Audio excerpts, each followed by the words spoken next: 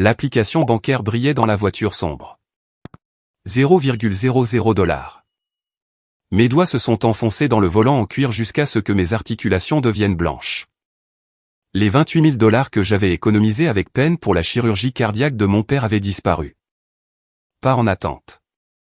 Parti. Mon téléphone a vibré contre ma paume.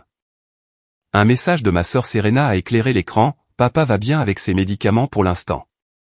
J'ai besoin de cette retraite exclusive à Bali pour mes parrainages de marque. Tu es célibataire. Prends juste quelques gardes de nuit supplémentaires. Ne sois pas dramatique. L'odeur de l'eau de Javel forte de mon service de 14 heures aux urgences collait encore à ma blouse. Mon estomac s'est noué en un bloc dur et froid. J'ai jeté mon téléphone sur le siège passager, j'ai passé la marche avant et je me suis dirigé directement vers la maison de mes parents. Je m'appelle Nicole. J'ai 32 ans et, depuis 5 ans, mon existence entière n'est qu'un flou de garde de 12 heures aux urgences, de café froid et d'économie du moindre centime supplémentaire. Ce fonds médical était la bouée de sauvetage de mon père. Mais Serena ne se souciait pas des bouées de sauvetage. Son monde était un mensonge soigneusement orchestré. Pour ses abonnés, elle était une influenceuse bien-être à haute fréquence. Pour moi, elle était un parasite se noyant dans 40 000 $ de dettes de carte de crédit secrète. Cette retraite exclusive à Bali était une tentative désespérée pour obtenir un parrainage de luxe. Si elle ratait ce vol, son empire factice s'effondrerait et son mari Gary réaliserait enfin qu'elle les avait ruinés.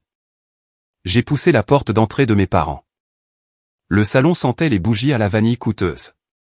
Serena était affalée sur le canapé en velours, faisant défiler nonchalamment les surclassements de vol en première classe. Gary était assis à côté d'elle, sirotant une bière artisanale. Mes parents étaient assis juste en face d'eux, buvant du thé comme si c'était un mardi matin normal. Mon père a refusé de croiser mon regard. Il a fixé le tapis et a marmonné qu'il avait donné le mot de passe à Serena. Il a prétendu qu'elle avait besoin de capital pour sa marque. Ma mère a posé sa tasse de thé avec un tintement sec. Ta sœur est mentalement fragile en ce moment, Nicole, a-t-elle lancé. Considère cela comme une avance pour t'occuper de nous. Tu n'as pas d'hypothèque et pas d'enfant. Arrête d'être si égoïste. L'air dans la pièce est devenu si rare que mes poumons me brûlaient. Pendant des années, j'ai renoncé aux vacances, aux relations et au sommeil pour maintenir cette famille à flot. Ils me regardaient et ne voyaient rien d'autre qu'un compte bancaire sur pattes. J'ai avalé l'acide brûlant dans ma gorge. J'ai forcé les muscles de mon visage à se détendre. J'ai courbé mes lèvres en un sourire lisse et pratiqué. Tu as raison, maman, ai-je dit calmement. J'ai tourné mon attention vers Serena. Les virements internationaux peuvent être compliqués. Laisse-moi t'aider à finaliser cela. Le salon VIP de la banque sentait le cuir poli et l'expresso. Serena était assise en face de moi, son talon de créateur tapant un rythme frénétique contre le sol en marbre. Elle a vérifié sa montre en or pour la 3e fois en 10 minutes. Son vol pour Bali était dans 48 heures. Elle avait besoin que cet argent soit débloqué. Son désespoir étouffait la pièce. J'ai fait glisser un verre d'eau glacée sur la table en verre vers elle. J'ai gardé ma voix parfaitement plate. Les 28 000 $ ont déclenché un blocage anti-blanchiment d'argent. Les virements internationaux de plus de 10 000 nécessitent une autorisation secondaire. Le service des fraudes vient d'envoyer à papa un lien DocuSign sécurisé pour libérer les fonds. Serena a levé les yeux au ciel. Ses ongles manucurés tambourinaient contre le verre. Elle a attrapé son téléphone dans son sac. Elle avait déjà enregistré le mot de passe de messagerie de notre père. Elle le faisait toujours. C'est ridicule, a-t-elle marmonné, tapant agressivement sur l'écran. Je vais juste signer pour lui tout de suite. Il sait à peine comment ouvrir un courriel de toute façon. Je me suis adossé au canapé. J'ai pris une lente gorgée de mon eau. Le réseau mobile ici est terrible, ai-je dit nonchalamment. Connecte-toi au Wi-Fi public de la banque. Cela charge beaucoup plus vite. Elle a gardé les yeux rivés sur son écran. Elle a rejoint le réseau, a ouvert le lien bancaire fédéral et a tracé paresseusement le nom de notre père sur son écran. Fait, a-t-elle soupiré, jetant le téléphone sur la table. Maintenant, pouvons-nous s'il vous plaît terminer cela? J'ai aussi un essayage pour mes bagages. Elle m'a souri. Elle pensait avoir déjoué le système. Elle se pensait intouchable. Elle a oublié que je trie des urgences critiques pour gagner ma vie. Je sais exactement comment documenter une crise. En se connectant au réseau sécurisé de la banque et en utilisant son appareil personnel, elle a transmis au gouvernement fédéral son adresse IP exacte et l'identifiant de son appareil. Cette simple signature numérique n'était pas un service rendu à la famille. C'était une preuve irréfutable et indéniable de fraude bancaire fédérale et d'usurpation d'identité. Je lui ai rendu son sourire. Le piège était refermé. Serena s'est adossée et a croisé les jambes. Elle a pris sa coupe de champagne offerte. Gary a levé son verre pour trinquer contre le sien. Ils célébraient déjà leur escapade de luxe, portant un toast à un avenir acheté avec ma sueur. La porte s'est ouverte brusquement. Ce n'était pas le concierge apportant leur itinéraire confirmé. 3 hommes en costume sombre sont entrés dans la pièce. Le directeur de la banque les suivait de près, le visage complètement décoloré. L'agent principal a contourné la table en verre et s'est dirigé droit vers le canapé. « Serena » a-t-il demandé. Sa voix ne laissait place à aucune discussion. Serena a baissé son champagne. Le sourire arrogant et intouchable a disparu de son visage. « Oui. Qui êtes-vous ? » Fédéral Bureau of Investigation. Vous êtes en état d'arrestation pour fraude bancaire fédérale et usurpation d'identité. Le verre a glissé des doigts de Serena. Il s'est brisé contre le sol, aspergeant ses chaussures de créateur de champagne. Elle a reculé brusquement contre les coussins. Sa respiration est devenue rapide et paniquée. La sueur a perlé instantanément sur son front. Le sang s'est retiré de ses joues, laissant sa peau d'un blanc maladif et crayeux. « Attendez, non » a-t-elle bafouillé. Sa voix s'est brisée en un gémissement aigu. « C'est un malentendu. C'est le compte de mon père. Je suis autorisé. Nous avons l'empreinte numérique de la transmission falsifiée depuis votre appareil personnel, a déclaré le deuxième agent. Il a sorti une paire de menottes en acier de sa ceinture. Levez-vous, s'il vous plaît. Gary a bondi du canapé. Il ne s'est pas interposé devant sa femme. Il n'a pas réclamé d'avocat. Il a reculé, pressant sa colonne vertébrale contre le mur du fond. Il a levé les mains en signe de reddition immédiate, les yeux écarquillés par la lâcheté. Il regardait Serena comme si elle était une inconnue tenant une grenade dégoupillée. Les agents lui ont saisi les bras et l'ont mise debout. Les menottes métalliques se sont refermées sur ses poignets. Le claquement mécanique sec a coupé le silence. Elle a croisé mon regard. Une terreur pure et absolue me fixait en retour. La grande influenceuse bien-être s'est effondrée juste devant moi. Elle a passé des années à confondre la capacité de voler l'argent des autres avec une réelle supériorité personnelle. Elle croyait sincèrement que ses vêtements coûteux et ses retraites de luxe la rendaient meilleure, plus intelligente et plus précieuse que le reste d'entre nous. Mais le pouvoir bâti sur une limite de crédit volé n'est qu'une illusion. Enlevez les 28 000 $, enlevez l'accès frauduleux, et l'illusion éclate complètement. Il ne restait plus d'énergie à haute fréquence. Il n'y avait plus de gourou éclairé. Privée du portefeuille de mon père, Serena n'était rien de plus qu'un parasite désespéré et pathétique faisant face à une peine de prison fédérale. Nicole, dealer, a-t-elle hurlé, se débattant contre la prise des agents alors qu'ils la traînaient vers le hall. Dis-leur que c'est l'argent de la famille. J'ai repris mon eau glacée. J'ai pris une lente gorgée délibérée. Les liens familiaux ne rendent pas la fraude électronique légale, Serena. Mes parents ont mis leur maison de 3 chambres en garantie pour payer sa caution. Ils ont hypothéqué leur avenir entier pour sauver une criminelle. 48 heures plus tard, mon badge d'hôpital a clignoté en rouge à l'entrée du personnel. Il a cessé de fonctionner. 2 agents de sécurité m'ont escorté jusqu'à un bureau des ressources humaines stérile et sans fenêtre. La directrice a fait glisser une feuille de papier sur le bureau. Quelqu'un avait déposé une plainte anonyme auprès de l'Ordre des médecins de l'État. L'accusation était une condamnation à mort pour ma carrière, vol de fentanyl aux urgences. Cette plainte spécifique a déclenché un audit obligatoire automatique de la machine Pixis. J'ai été suspendu immédiatement, dépouillé de mes titres, et j'ai franchi les portes d'entrée comme une voleuse. Serena voulait me briser. Elle voulait que je ressente exactement la même panique impuissante qu'elle avait ressentie lorsque ses menottes s'étaient refermées. Elle m'avait brisé il y a des années, quand j'étais une enfant naïve implorant l'amour d'une famille. Aujourd'hui, c'est moi qui tiens le marteau. Je roulais sur l'autoroute quand l'écran Bluetooth de ma voiture s'est éclairé. Le numéro de Serena. J'ai appuyé sur accepter. Sa voix a envahi l'habitacle, dégoulinante d'un triomphe arrogant. Comment s'est passé le travail aujourd'hui, Nicole? Oh, attends. Tu n'as plus d'emploi. J'ai gardé mes mains parfaitement immobiles sur le volant en cuir. Au-dessus de mon rétroviseur, ma caméra de bord a émis un bip léger. Le petit voyant rouge d'enregistrement clignotait régulièrement. Abandonne les charges fédérales tout de suite, a-t-elle ricané, le venin clair dans sa gorge. Ou je m'assurerai que le Conseil de l'Ordre des infirmiers révoque définitivement ta licence. Je leur dirai que tu en vendais dans la rue. Dans mon état, enregistrer secrètement un appel téléphonique est un crime. Mais si vous annoncez l'enregistrement et que l'autre personne continue de parler, cela devient un consentement légalement admissible. J'ai parlé lentement et clairement dans le microphone. Je conduis, Serena. Ma caméra de bord enregistre activement cet audio. Arrête de me menacer. Le silence a plané sur la ligne pendant exactement 2 secondes. Puis son narcissisme pur et non filtré a pris le dessus. Elle pensait détenir tout le pouvoir. Je me fiche de savoir qui l'entend, a-t-elle hurlé, sa voix résonnant sur mon pare-brise. Tu as ruiné ma vie pour un stupide fonds médical. Tu abandonnes la plainte où je détruis toute ta carrière. Tu n'es rien sans cet hôpital. J'ai souri, un sourire froid et tranquille. Merci, Serena, ai-je dit. J'ai appuyé sur l'écran et j'ai mis fin à l'appel.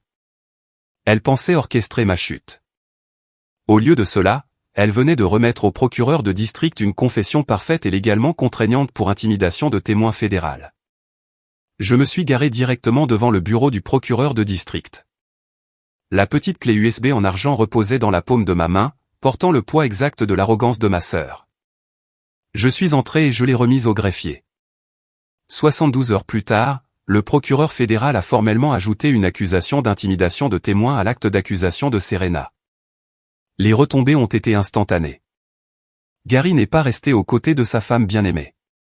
À la seconde même où le nouveau crime a été inscrit au registre public, sa lâcheté a pris les commandes.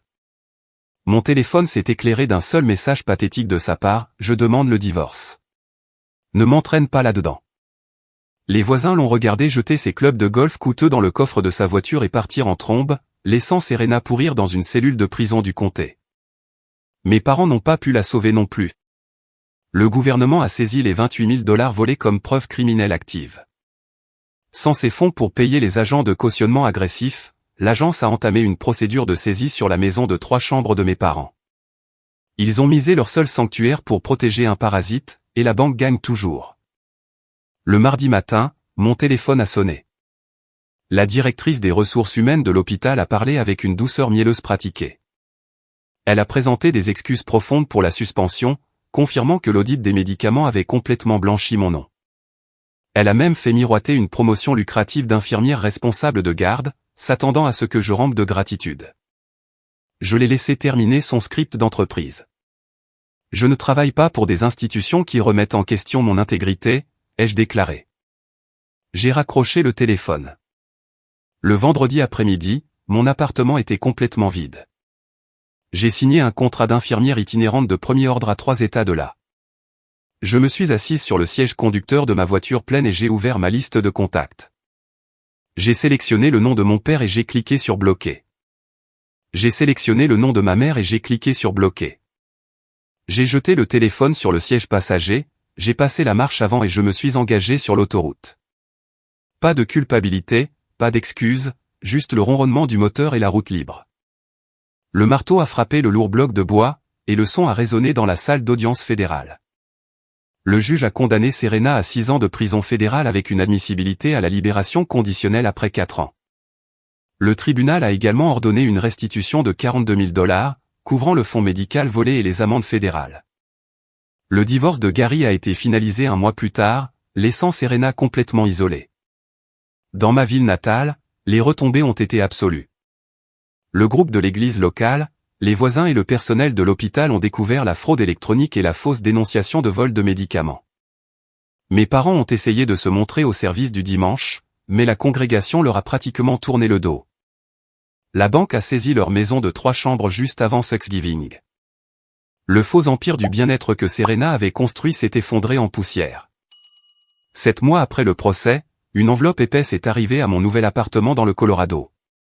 L'adresse de retour appartenait à un établissement correctionnel de comté. Serena avait écrit 9 pages. J'ai vu les premières lignes à travers le papier translucide. Elle prétendait qu'elle était toujours ma sœur, qu'elle avait tout fait pour la famille et que je lui devais le pardon. Il y a 1 an, une lettre comme celle-là m'aurait empêché de dormir pendant des jours, me nouant l'estomac de culpabilité. Maintenant, je ne ressentais absolument rien. J'ai porté l'enveloppe non ouverte jusqu'à mon bureau et je l'ai passée directement dans la déchiqueteuse à papier. Le vrombissement mécanique était incroyablement satisfaisant. Je suis sorti sur mon balcon. L'air de la montagne était vif et pur. Mon amie Sarah est sortie à son tour, me tendant une tasse de café chaud. Nous organisions un petit dîner pour mes nouveaux collègues et voisins. Pour la première fois de ma vie, j'étais entouré d'une famille choisie. C'étaient des gens qui respectaient mes limites, qui prenaient des nouvelles de ma journée et qui n'attendaient jamais que je finance leur délire. Le chaos de mon passé me semblait appartenir à une autre vie. Quand vous grandissez dans un environnement toxique, les agresseurs utilisent le concept de famille comme une cage. Ils vous assignent le rôle de la personne forte ou de la personne responsable. Ils vous conditionnent à croire que votre seule valeur réside dans ce que vous pouvez leur apporter. Mais m'en libérer m'a appris 3 règles vitales sur la survie. Premièrement, le sang ne fait pas la famille, la loyauté indéfectible et le respect mutuel le font. Les accidents biologiques ne vous obligent pas à endurer des abus. Deuxièmement, un vrai narcissique ne connaîtra jamais d'éveil soudain et ne s'excusera jamais. Ils n'arrêteront jamais de prendre tant que vous ne construirez pas un mur de béton et ne forcerez pas leurs mains avec des limites légales sans compromis. Troisièmement, et c'est le plus important, la paix ultime se trouve lorsque vous arrêtez enfin d'essayer de sauver des gens qui vous maintiennent activement la tête sous l'eau. Je suis Nicole, et je suis enfin libre. Alors, laissez-moi vous poser une question, quelle part de votre propre vie êtes-vous en train de brûler juste pour garder une lignée toxique au chaud? Combien de larmes avez-vous versé pour des gens qui ne vous considèrent que comme une ressource? Si votre sacrifice n'achète que leur sentiment de supériorité, il est peut-être temps de faire vos valises et de partir. Vous méritez de guérir. Racontez-moi votre histoire dans les commentaires. Waouh! Prenez une grande inspiration. Je sais exactement ce que vous êtes en train de crier devant votre écran en ce moment. Vous êtes assis là à vous demander, pourquoi diable Nicole est-elle allée chez ses parents au lieu d'appeler la police dès qu'elle a vu $0 sur son compte? Pourquoi a-t-elle souri et accepté d'aider la sœur qui venait de la dépouiller? Il est si facile de juger quand on regarde de l'extérieur. Mais analysons la psychologie de ce qui s'est réellement passé ici. Nicole n'était pas stupide et elle n'était pas faible. Elle était piégée dans ce que les psychologues appellent l'effet machine à sous, et également connu sous le nom de renforcement intermittent. Pensez-y, si une machine à sous prenait simplement votre argent et ne payait jamais, vous partiriez après 5 minutes. Mais les familles toxiques ne fonctionnent pas comme ça. De temps en temps, elles vous donnent une miette d'approbation, un compliment rare, un faux sourire, un moment fugace où vous vous sentez comme la bonne fille qui a enfin sa place. Ce minuscule gain vous pousse à continuer de tirer le levier année après année, sacrifiant votre propre vie, vos propres économies et votre propre santé mentale, dans l'espoir d'un jackpot d'amour sincère qui ne viendra jamais. Mais Nicole a enfin arrêté de tirer le levier. Elle s'est réveillée et elle a exécuté une démonstration magistrale d'autodéfense financière. Regardons les gestes astucieux qu'elle a fait pour que vous puissiez vous protéger si jamais vous faites face à ce cauchemar. Premièrement, la stratégie de l'audit. Les escrocs, surtout ceux avec qui vous partagez votre ADN, détestent les détails.